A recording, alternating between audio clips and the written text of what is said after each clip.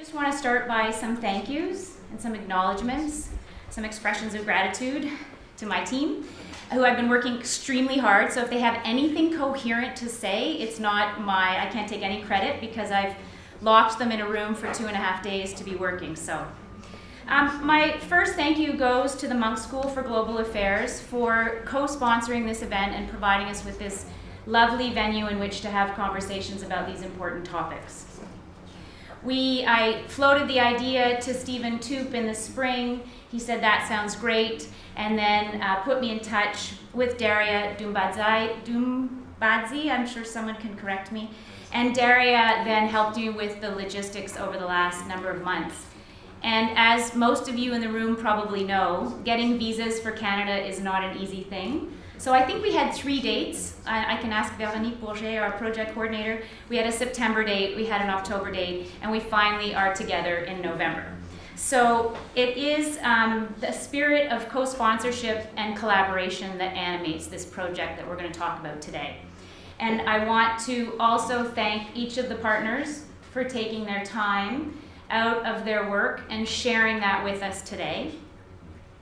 We have, in fact, a partnership of 4 universities across 10 partners and 8 countries. We have 20 collaborators, many of whom are here in the room, some who weren't able to make it, not all because of visas, but a few. And we also have 2 postdoctoral fellows working on the project and graduate students in each of our 4 universities. So before I launch into the formal part, I'd like to acknowledge this land on which the University of Toronto operates. For thousands of years, it has been the traditional land of the Huron-Wendat, the Seneca, and most recently, the Mississauga of Credit Valley. Today, this meeting place is still the home to many Indigenous people across Turtle Island, and we are grateful to have the opportunity to work on it. Thank you. So this project, in fact, started a number of years ago out of important relationships to try and have an impact on the prosecution of gender crimes at the international level.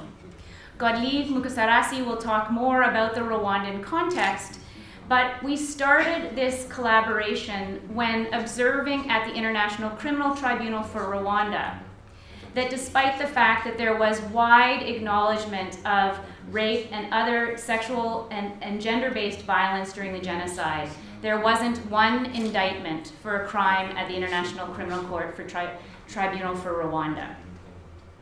Savota, Godlieve's organization, along with the Coalition for Women's Human Rights in Conflict Situations, advocated in order to support witnesses to make testimonies before prosecutors and investigators and ultimately before the court in Arusha at the International Criminal Tribunal for Rwanda.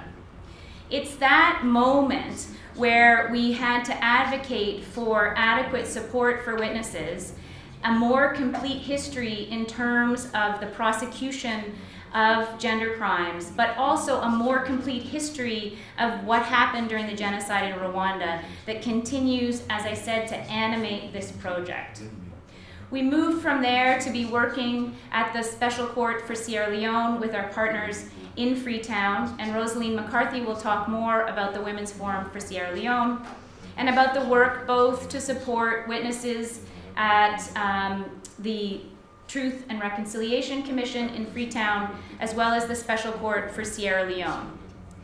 There, in 2008, the Special Court for Sierra Leone decided that the abduction and enslavement of women for the purposes of marriage, forced labor, sexual service, and other servitudes constituted a new heading of a crime against humanity of forced marriage.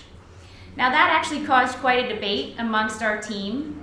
I'm an international human rights person, and to me, forced marriage is something that happens in times of relative peace. And that to use the same language around international criminal law that's used in the domestic context in terms of debates that we have here in Canada, in England, in South Africa, and elsewhere about non-consensual marriage seemed to be a bit dangerous in terms of using the language of international law and crimes against humanity to talk in terms of forced marriage. And you'll notice that one of the things I do often when talking about this project is I put marriage in inverted commas. So what happens in times of war might be described as marriage. In fact, women, as you'll hear, we're often referred to as wives. But we often use either italics or inverted commas to connote the fact that these are not recognized marriages that either in customary law or in religious custom or in civil law would be recognized as legitimate marriages in Sierra Leone, in Liberia, in DR Congo. So I'll do this a lot, which is a bit annoying, but I'll try not to do it too much. But what was important about that decision was that, again, it was a recognition by the Special Court for Sierra Leone that there was something distinctive, something different about the package of harms experienced by victims of this, of forced marriage in war that ought to be recognized as more than or not reduced to sexual slavery. So it had been described under this heading of sexual slavery, but we found in our research in Uganda in particular that, and then in Sierra Leone, that the harms that women were describing could not be captured just by sexual slavery. In fact, being given the status of a wife, and indeed the derogatory term bushwife, was seen in and of itself as a harm. Being forced into pregnancy, bearing children for a rebel husband. These are accumulation of harms that cannot be captured simply by a heading in law of sexual slavery. And so this, we met in Freetown. This is our meeting in Freetown in February of 2011. We met and debated and tried to get a sense of the current state of research and service provision and advocacy on behalf of the survivors of forced marriage in various conflict situations. And we brought together many of the people around this table to talk about that. And at this time, we decided that actually we needed to still focus on this point about enslavement, that in recognition of the complicated experiences of victimhood that women and men, boys and girls go through in times of conflict, that we should keep that term enslavement in our description of what happens. So at that time, we actually came up with the proposal that it really ought to be described as enslavement for the purposes of forced marriage. The Charles Taylor decision in 2012 sort of agreed with us. We couldn't take any credit whatsoever for the court agreeing with us, but I'll tell you that they agreed with us. And they thought of the term conjugal slavery in war. They thought, again, that talking about this as marriage is a misnomer and that the law ought to be more precise and it ought to be linked to headings of slavery, enslavement, and so on. So that's how this project came about, and our funding is from the Social Science and Humanities Research Council. We've had support all the way through from the Harriet Tubman Institute, as well as the Open Society Initiative for East Africa, and all of our partners who I'll introduce now.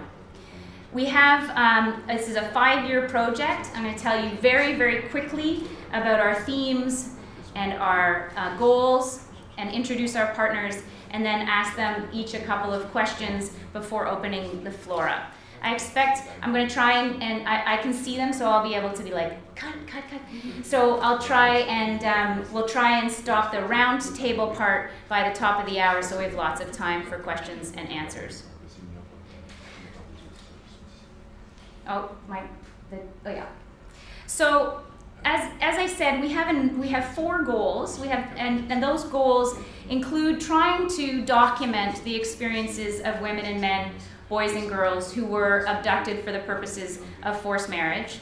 So there is a documentation piece of the project, but that is only one piece. And indeed, we believe in our partnership that documentation goes so far, but doesn't go far enough. So the other goal of this project is to use that knowledge for innovative public education, and also to support the work of our frontline service providers who are partners on the project. And this is actually sounds a lot easier than it is. We just spent 2 days really trying to think through how research can support the work of community-based organizations working in post-conflict, or indeed in some of our cases in Congo, in DR Congo, and in Nigeria. These are contexts of ongoing conflict. So again, another goal is to train the next generation of graduate students and scholars, community-based researchers, and activists. So trying to share knowledge across our project. And again, we don't see it as hierarchical. I am learning more, indeed, probably than anyone in the room, both about what to order for lunch and as well as the more substantive things. Vero and I spend a lot of time deciding falafels or chicken, but and so from the logistics to the really important, we actually are trying to share the knowledge across the expertise in the project. And again, I can't emphasize enough the importance of our graduate students and postdoctoral fellows who support the 4 themes in the project. My training is in law. Most people joke that I've gotten pretty far away from my training in law, and indeed my partner says I don't really read many cases anymore, which is really fine with me. But we do actually keep the international justice piece as one and the 4th goal of this project. So we're not naive about trying to have an impact on international justice mechanisms, but we do see the law as an important object of our activism and our engaged research. So here, I've already mentioned the Special Court for Sierra Leone. We now have the International Criminal Court in The Hague. It's a very controversial body on the African continent, and we'll talk more about that in our presentations. In most of the countries that we're working, we would rather not be associated with the prosecutions from the International Criminal Court because many of the communities in which we work find that a very problematic institution. But having an impact on respectful investigation and prosecution of gender-based violence remains an important goal to this project.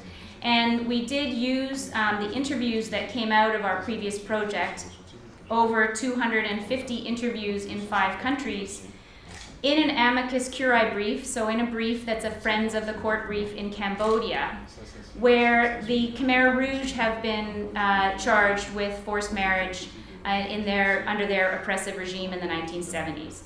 So we were able to, Isabua, one of our colleagues, she said that I snuck in the research into the amicus brief, but I didn't think I was sneaking anything in. But we talked about how there's a much more complicated set of relationships in the context of victimhoods where it is a long-term relationship. So when judges try and understand the violence and the long-term, the very long-term relationship and implications for survivors of forced marriage and war, it's important to have other comparative cases where they realize, we're able to say, we also have cases in Liberia, in Uganda, where women, for a host of reasons we'll get into, may not choose may not be in a position to choose to leave that relationship even after the conflict is over. And these are some of the issues that we'll look at. So as I said, international law is important insofar as it provides us a springboard or an opportunity to talk about a whole host of other issues in the countries in which we work. So it's an opportunity to document witness statements, to insist that international justice documentation and mechanisms respond to the needs of victims and survivors and communities in post-conflict, that they contribute to those ongoing debates and public history, and indeed we use them as opportunities to organize around the problems that may in fact continue. Because as many of you know in the room, domestic violence and gender-based and sexual violence continues to increase in most post-conflict situations. So while we think of conflict ending and war ending, indeed the levels of violence often continue to increase in post-conflict situations. And our partnership has argued from the beginning that what happens to women and girls, to men and boys during conflict is related to previous gender relationships, but also has an ongoing ripple effect, obviously, not just for individuals, but for communities and social norms in a post-conflict situation.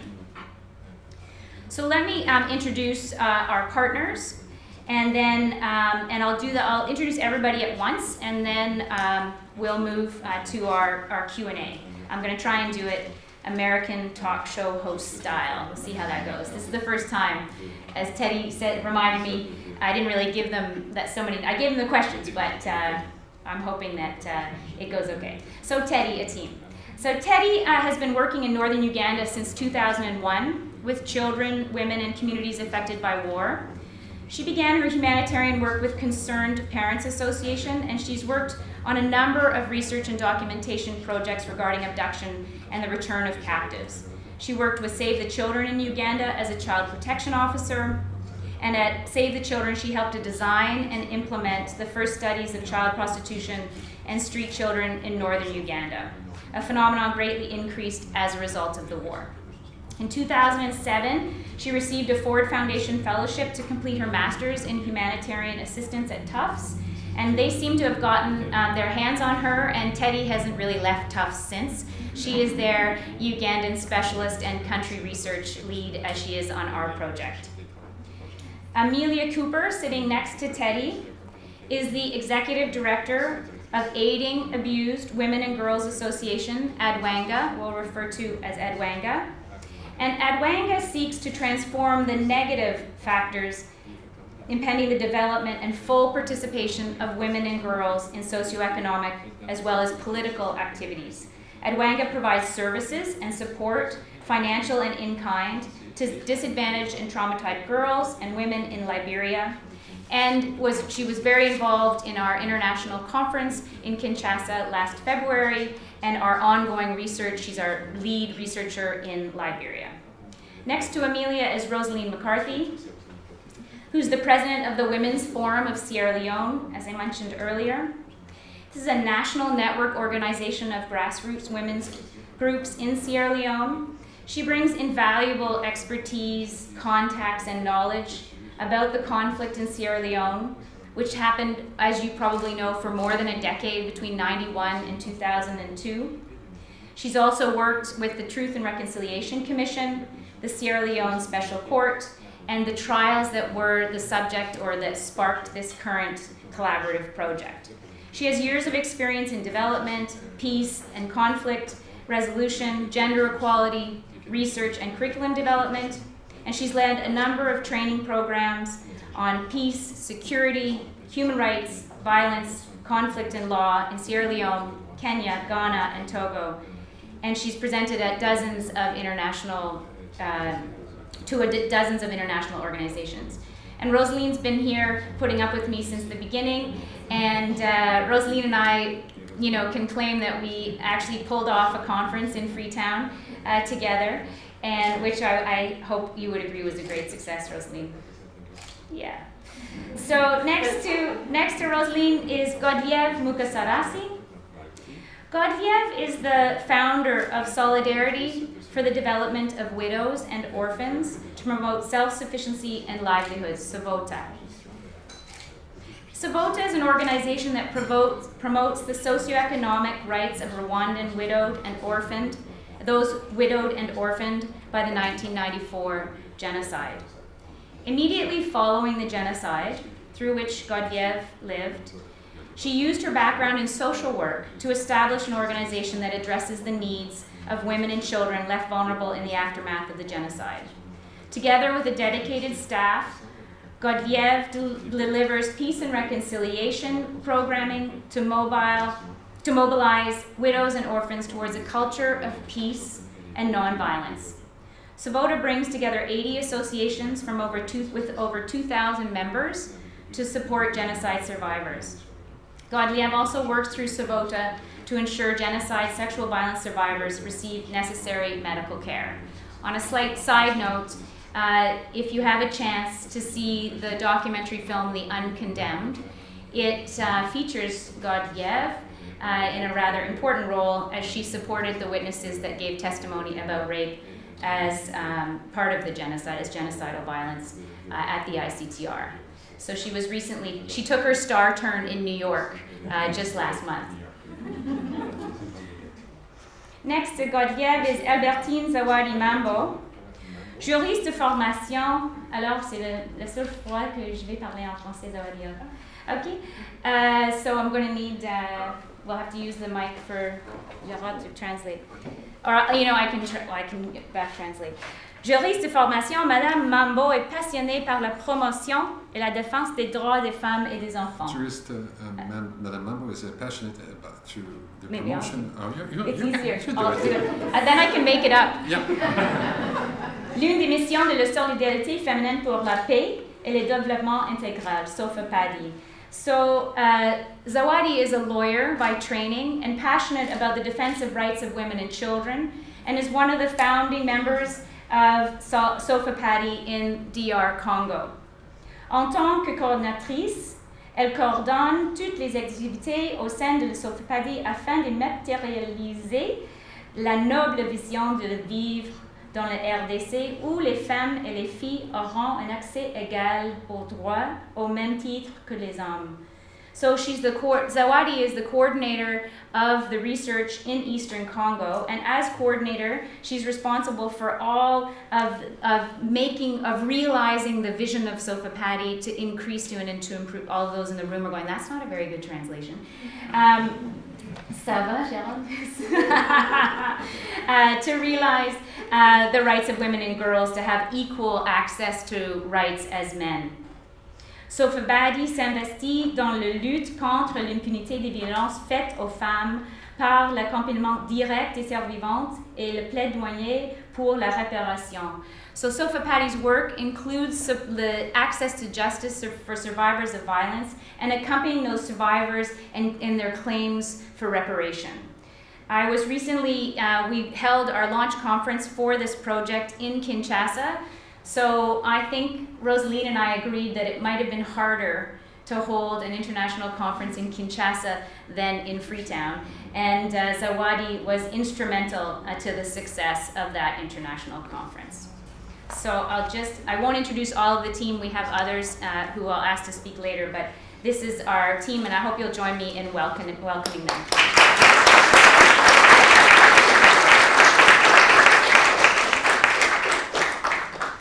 So as I said, one of the really challenging and exciting things about this project is that we have historians of slavery, we have lawyers, we have social workers, we have graduate students in interdisciplinary studies, we have Ketty, I should have introduced Ketty, one of our graduate students at UBC is starting in interdisciplinary studies, and we have partners who are working at all sorts of different levels with all sorts of different goals.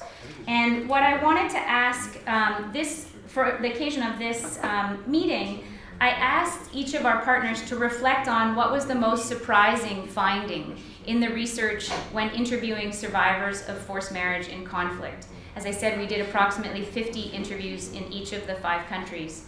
And so I'm going to start with Teddy from Uganda about some of the most surprising, or one of the most surprising findings in the research. In research concerning women survivors of the conflict, there's a tendency to generalize findings and say, every person affected by conflict or, a woman abducted is a victim. But that is not true from the work we've seen. We've seen that women inside, the LRA, which is the Lord's Resistance Army that fought in northern Uganda, they played multiple roles in the conflict, as it has been said, and that we also find that their experiences and role are much more complex and nuanced than we seem to understand.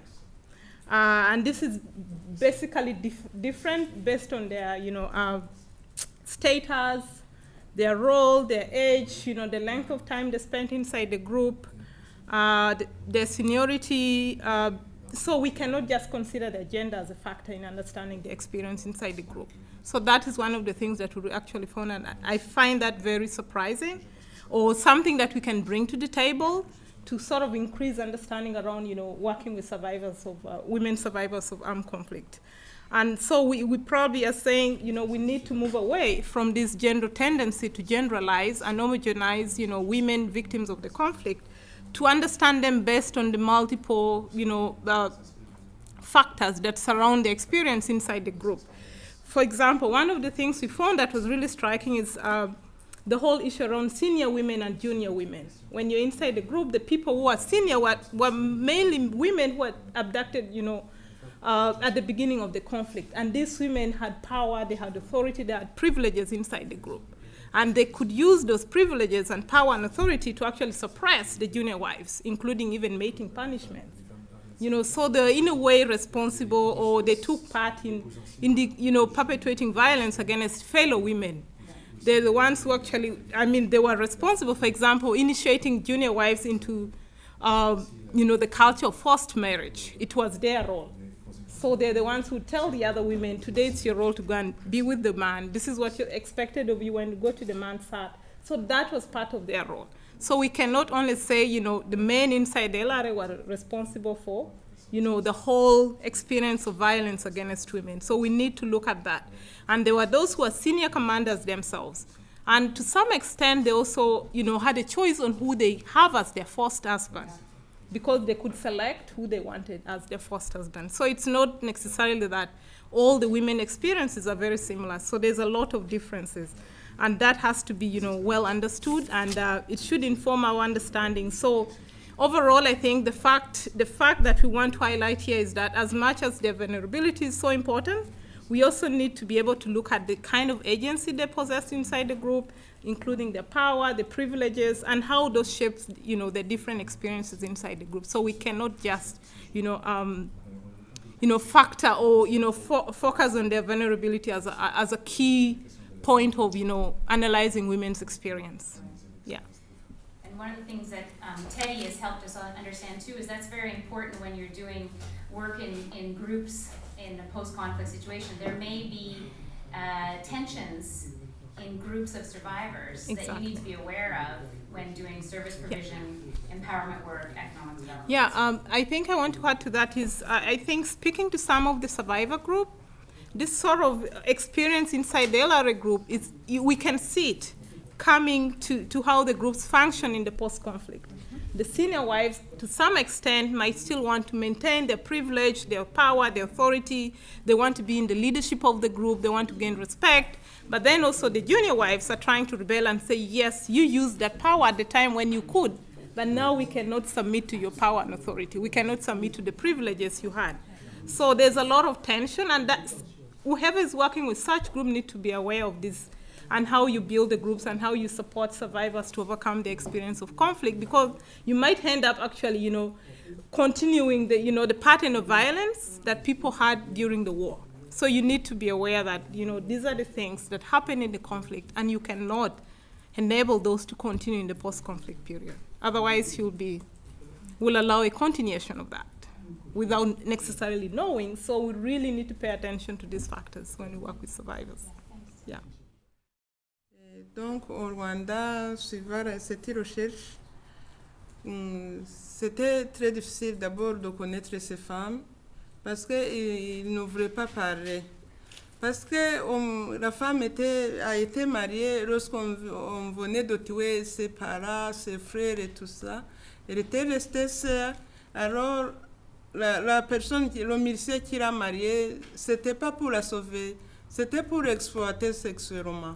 Cette étude nous a permis de connaître l'état psychologique de ces femmes abusées sexuellement. Sinon, d'autres, les maris avaient été tués dans le processus d'un nouveau gouvernement. Alors, lorsqu'ils allaient au Congo, ils allaient en Tanzanie, ils allaient dans les pays limitrophes, les maris avaient été tués, tout en abandonnant les femmes victimes du mariage forcé. Et aussi, l'étude nous a montré comment ces femmes-là, ils n'ont pas seulement eu un enfant, ils avaient eu 2, 3 enfants avec l'homme. Et puisque le génocide était entre les deux classes, la classe Hutu qui a tué la classe Tutsi, et ces femmes-là étant mariées forcément aux Hutus, cela a fait qu'il y a eu toujours les conflits entre la femme et la nouvelle famille. Pour dire que la femme qui a subi cette violence d'être victime du génocide, d'être victime du mariage forcé, elle restera toujours victime des conflits de classe sociale, des conflits ethniques, ainsi que ses enfants. D'autres femmes ont subi le mariage forcé dans les cas de refuge, dans les pays étrangers, en Tanzanie, en Uganda, au Congo. Et après, ils ont été abandonnés par les maris qui les ont chassés vers le Rwanda. Et donc, cette cohabitation avec les familles est quasi difficile. C'est pourquoi, avec l'étude, nous avons voulu qu'après, ces femmes-là se regroupent, un groupe de solidarité, un groupe d'entraide.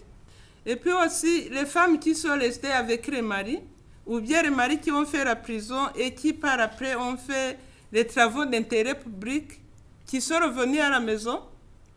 Après l'étude, il a fallu aussi intégrer les maris dans le système d'accompagnement pour améliorer la relation femme et mari, la relation homme, enfant et femme.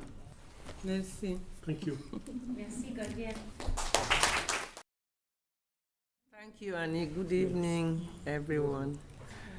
Well, as you know, Women's Forum conducted this research in 2013, and the war was declared ended in 2002. We also disseminated the findings in 2015. These women narrated their ordeal with passion, and they were able to tell us all the things that they went through in the hands of the rebels.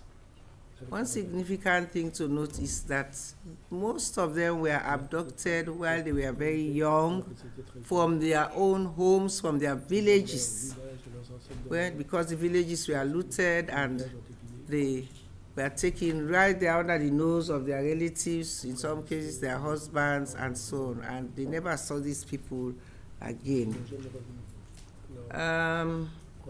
They also were subjected to rape, and in some cases they told us that they even were forced to eat human flesh, do drugs, and all of that. But we are also very much surprised and at the same time encouraged at the fact that these women were really happy to be alive in spite of all they had gone through, and that they were ready to relaunch into society if only they could get some help. One surprising issue about all of this is that even though they were raped, they were taken away as wives and all of that, many of them seem not to be mentioning this forced marriage thing. They were all talking about rape and having children for the rebels and having to move from place to place in the bush, but very, very few of them really mentioned the word forced marriage. And we were also privy to the knowledge that most of them would otherwise not have survived, but they really did everything they could to survive, because some rebel assured them that, look, you are going to be my wife, or I am in charge of you. If you stick with me, I will protect you. So because of this need to survive and the assurance that they got from the rebels, they were able to go through all of this. And another thing that's really now surprised us is that many of them were not talking about, oh, I have seen this rebel, I recognize him as the one who did this to me, who raped me, who kept me in the bush for so long, and so on. And he's living with me in the same village. So I am going to the police to get them to arrest him, take him to the courts, and so that he can be punished. Well, we just feel that probably it was because of the blanket amnesty that had been given to these rebels, because only the ringleaders actually were incarcerated. So we think that the we are able to live side by side, which points to the resilience of these women. This bid to move on with their lives, even though they went through a lot, you know. And another thing is that many of them got children in the bush. But when we went to interview them, they just said, okay, yes, I was pregnant, and I had a child, or I had 2 children. The pregnancy did or did not go to term, and all of that. But they did not make specific appeals or lament the fact that the reparations program had not really singled out these children that were born in the bush for specific assistance. Whatever reparations was given was not specific to children born in during the war in the bush, although children formed one of the main categories for reparations. So you see that the women still are lamenting the fact that they do not have proper socioeconomic provision. This is their key concern now, you know, and especially because some of them were only given grants, that is those who were registered, because not all of those who were registered, the ones who were registered benefited from the reparation, but this was in the form of grants. And a few of them were engaged in skills training, but the majority of them still have to find other means of survival. You see, and some of them again were not accepted by their people, and others were accepted, but it was like 50-50. And because of this, it fell to the lot of some organizations to actually provide for them, which indeed they did, because these women had no wherewithal. Their relatives were not ready to accept them. Even if they were ready, it was just after the war, and there was so much that people had lost. There was general high level of poverty. So now at this point, we have been able to lead advocacy about these women, especially the ones that were not registered. And they were not registered, they said, some of them said, because they did not get the proper information, or they did not have confidence in the announcement that were going on, because they said that many other people had gone to them and had told them that they would help them, and help was not forthcoming. So some of them just did not bother. But for those who were registered, we have been advocating for them to get more sustainable forms of living. And just before I was to travel here, we heard that the Human Rights Commission had put in an appeal to our advocacy and the advocacy of other bodies to the government. And so they are saying that these women will be compensated further, I think, with some cash.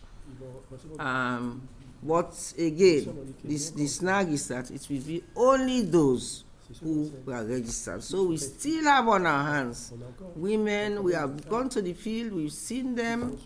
They are really in a bad way, physically as well as psychologically.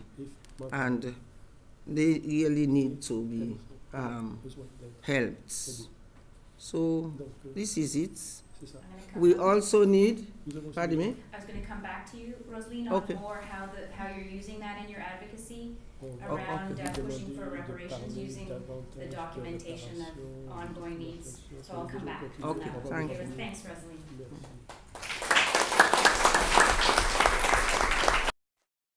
Présenter au moins le point saillant du travail que nous avons mené dans le cadre de la recherche sur mariage forcé, esclavage sexuel en RDC, notamment au Nord Kivu.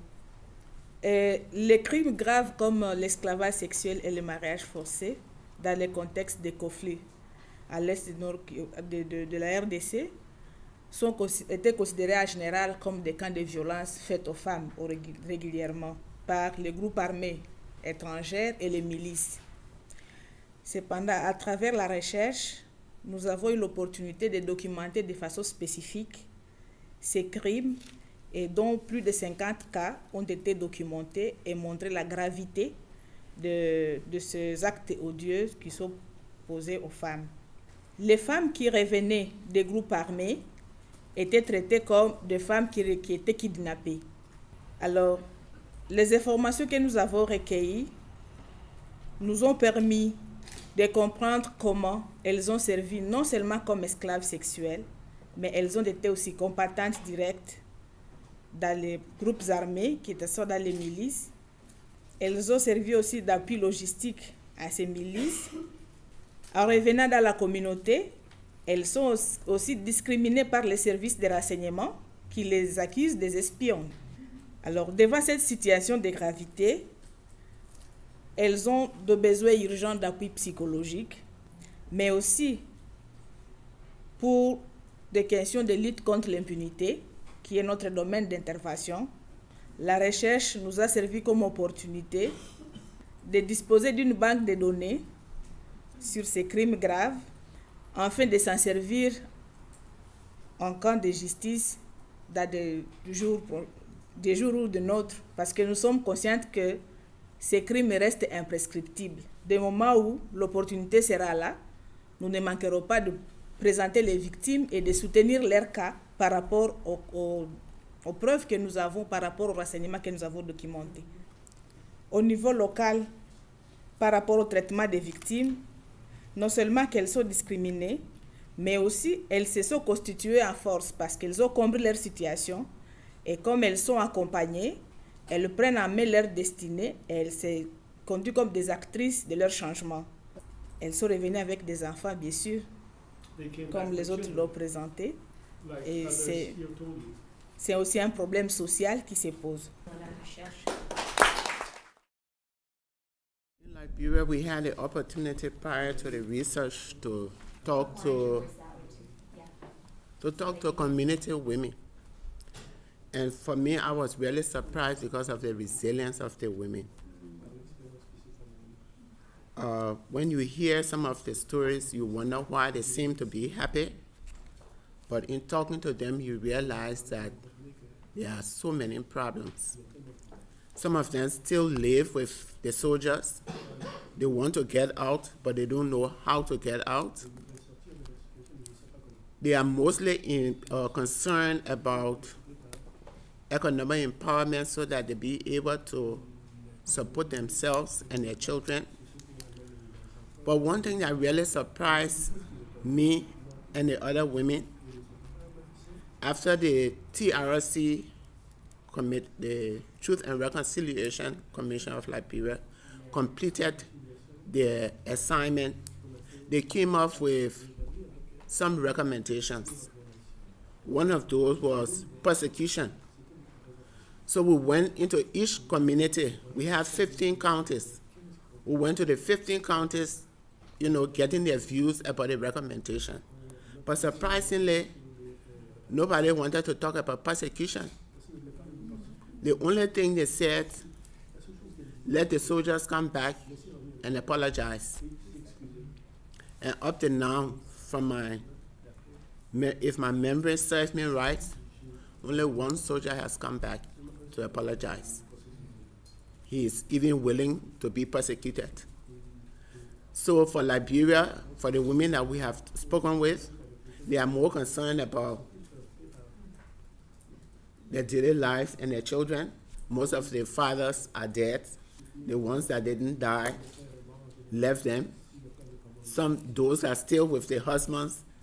The husband is not working, she's not working. So they are more concerned about some form of empowerment to be able to support themselves and move on with their lives. stay with you for a minute, Amelia, and ask you our second question about how you've been using that research in thinking about programming and advocacy going forward. How you've been using some of the findings that you just shared in your current work. If you could just give us an example of how. First, we've been talking to stakeholders, we've been talking to other partners, lawmakers, and we've been speaking to other donors. In August, we spoke with the Swiss Development Corporation and told them about this research and the outcome of the research. They were able to give us small funding for 4 months and to support our psychosocial victim. So we use that funding to support some of our members. And then at the end of that, we gave them small funding to support whatever project they were doing. Most of them were doing agriculture and small gardens to support whatever project they were into. And that's something that we found in all countries, that as Rosalie said earlier, and not to cut you off, no, you can cut me off. The whole thing about it is the women groups are willing to work, but sometimes the short-term grants, I mean, you can really not see any real impact. It's 4 months. And after 4 months, then what? And we found the same thing in other countries working with our partners. Both what women were saying about their socioeconomic needs and the balance between prosecution and economic development is that we found across all the 5 countries that women were asking for skills training, small grants for business development, education school fees for their children, and an apology. And if we can, and that's when I talk about where we put law in this project. It's trying to use the law as tools for those ends, and trying to use the research to talk about the ongoing needs, as Rosalie said, Amelia said, in countries where the conflicts have been over for more than a decade, and yet we can still articulate the ongoing needs of families and communities living in post-conflict. Working in Uganda and engaging on the issues of, working with survivors of the conflict, we've had very intense engagement both with the government of Uganda and then with key partners like the UNI Commission for Human Rights, the official human rights body, which is the Uganda Human Rights Commission, and of course the different civil society and NGOs in the country. One of the key things we have done, as a result of our work with survivors, the government of Uganda is now taking official documentation of the, people's experience of the conflict. Because for a long time, what we've had is narratives provided by civil society groups, provided by the different research institutions, but the official government narrative, official government documentation of what happened in the conflict has not been done. And I think as civil society, we said, you need to come forward. And of course, I'm in this network of different actors around transitional justice, and we've really pushed and said the government needs to have its own record, even though the different groups have their own records. So as part of that process, personally, I've been engaged in training the human rights body, particularly focusing on the gender components, making sure that when you're going out to document, how does it matter to work with survivors of sexual violence? Where do you meet this kind of, people? What sort of things do you need to pay attention to if you're working with this particular population? So those are some of the things that we've really been engaged with. What kind of questions do you want to be asking them? What sort of sensitivity, the cultural, taboo issues that you need to understand around working with survivors of conflict. So those are some of the things we've been really engaged with them and saying, look, this is how it matters. This is how you've got to get it right. Otherwise, we'll miss out on this population. And because the understanding is that with that documentation, they can then use it to, feed into the official transitional justice mechanisms, including whether they'll have an official truth commission, which is very contested, or a reparations program. And of course, that will determine whether this, population will benefit or not from a reparations program that will be designed by the government. But whether those, mechanisms will come to pass, of course, it's another debate. But we think it's important that the process captures this, kind of thing. Personally, also, I've been engaged, with civil society groups again, like the NGOs, sharing findings and saying, look, this is what we find. This is how it's important to work with this population. And I think out of that process, of course, Katie knows very well, with the Women Advocacy Network, they were able to table the petition before the Parliament of Uganda. But this is, the work of, it's not like we do it single-handedly, but it's many people acting, together. They tabled an official petition before the Parliament of Uganda, and the Parliament was able to, to recognize and pass a resolution, recognizing the needs of women survivors of the conflict. And out of that process, there have been several committees formed to try and deal with the different, experiences, the different needs of survivors. That hasn't moved very far, but we think it's good in itself. But again, our worry is there's so many mechanisms or so many processes that do not speak to each other. We have a TJ policy, a draft transitional justice policy, which has been lying for the last, 5, 6, 7 years. It's never been officially approved. Then now we have the resolution. So we think the government needs to have a central point where, all the transitional justice mechanisms can be, handled and dealt with without, working on a piecemeal process and trying to handle things as they come, trying to put them in one place. So, but it's an active process. Although we're kind of frustrated, we don't seem to be seeing a lot of political commitment on the side of the government of Uganda. But the civil society has been engaged, but that is where the frustration is. And also on the other side, the donors itself is not providing the funding. And that's why I was shocked when I had, a donor saying, I'm giving you 4 months funding in Liberia to do psychosocial programming. Because we understand what the impact of conflict means.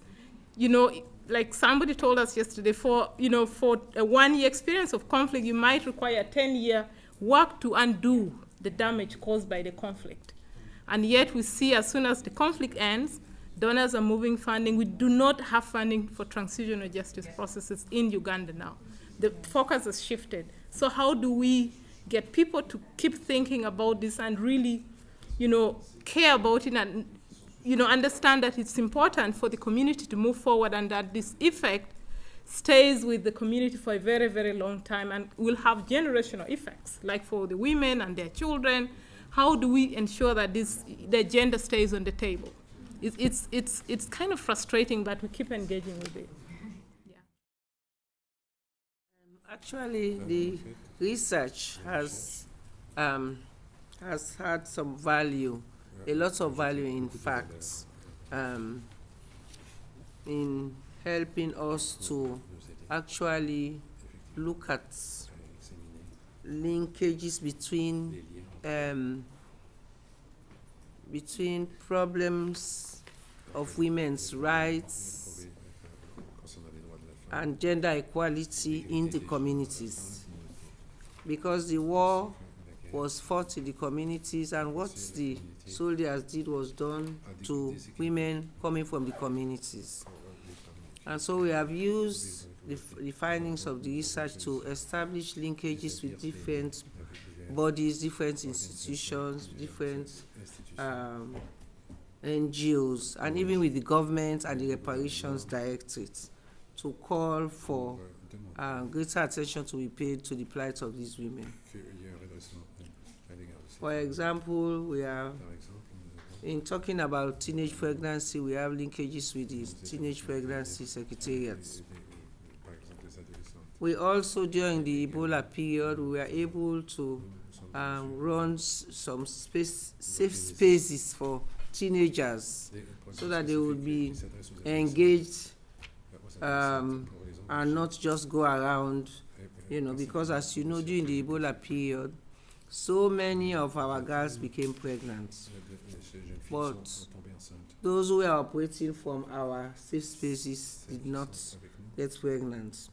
We even have plans to replicate this issue of spaces where the children, the girls, would be taught about the life skills approach, decision making and all of that, sexual and reproductive health, so that they will be better equipped to protect themselves and finish school.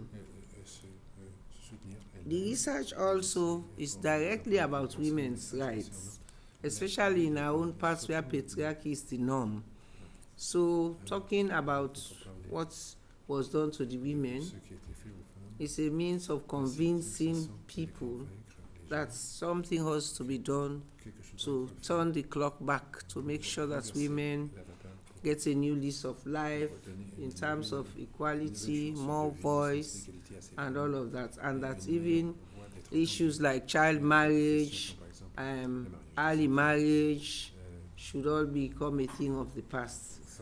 And you recognize that after the war, in fact, we had laws passed, and the research is being used to make sure that these laws are enforced, so that laws on customary marriage and divorce, age of consent for marriage,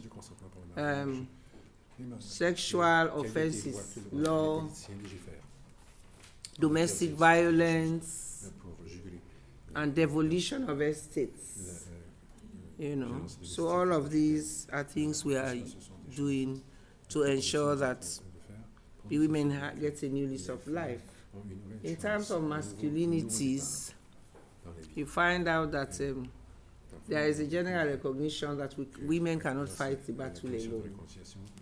Battle against violence against women and promoting gender equality.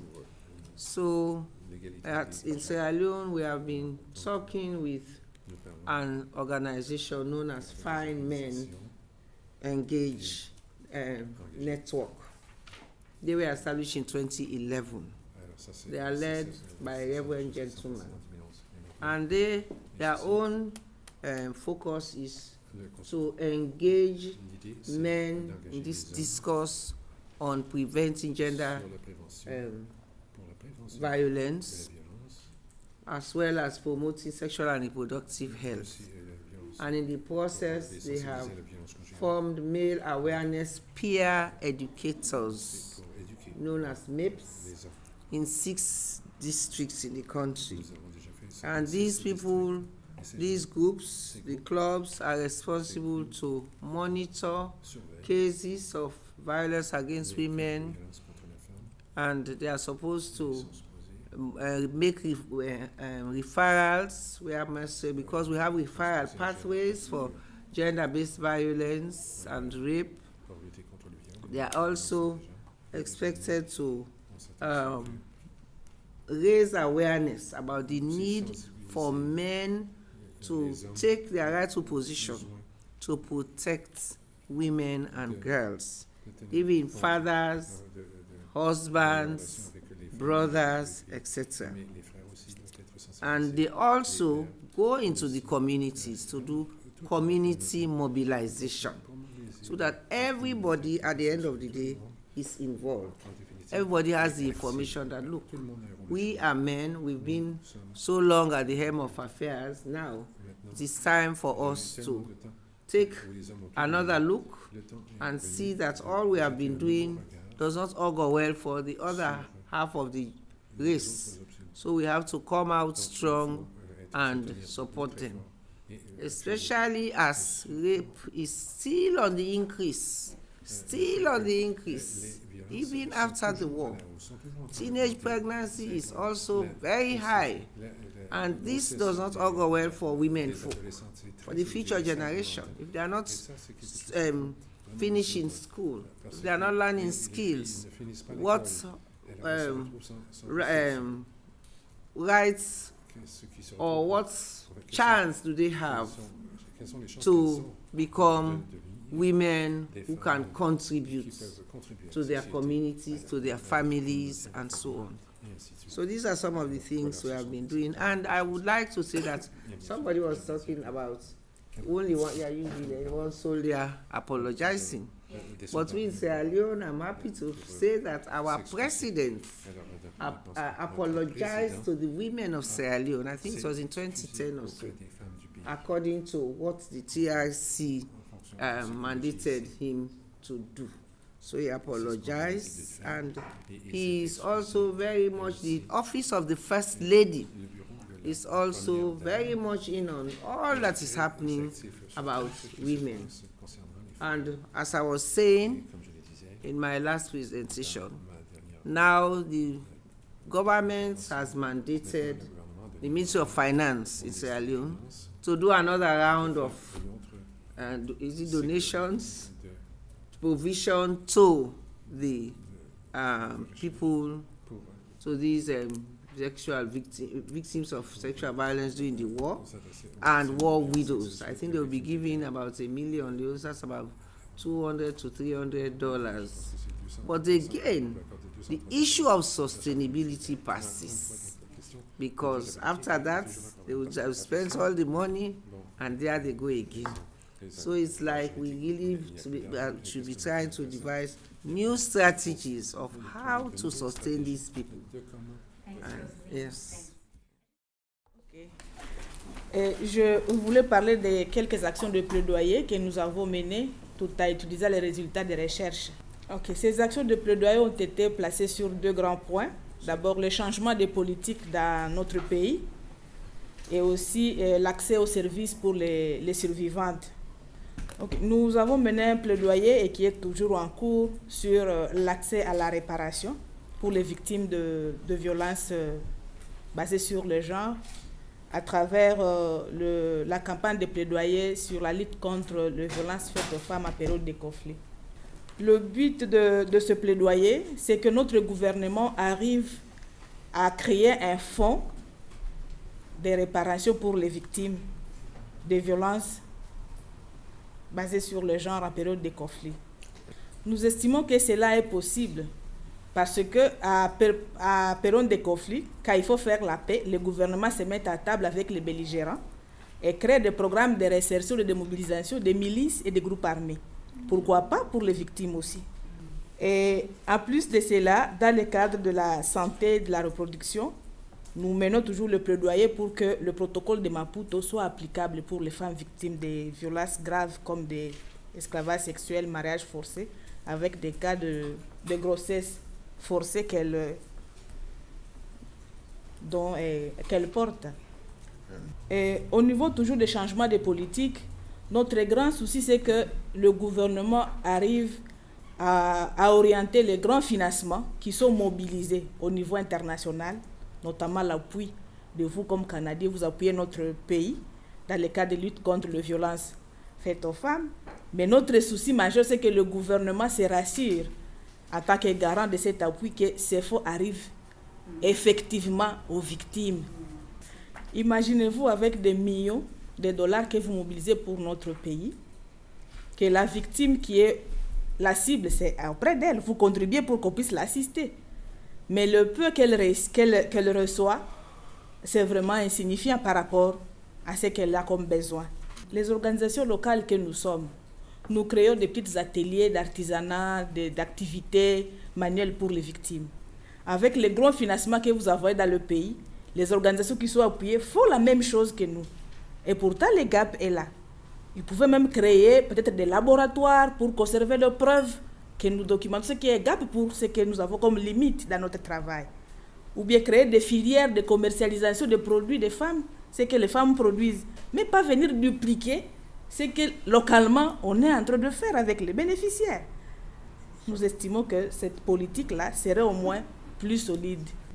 Voilà un peu ce que je pouvais dire.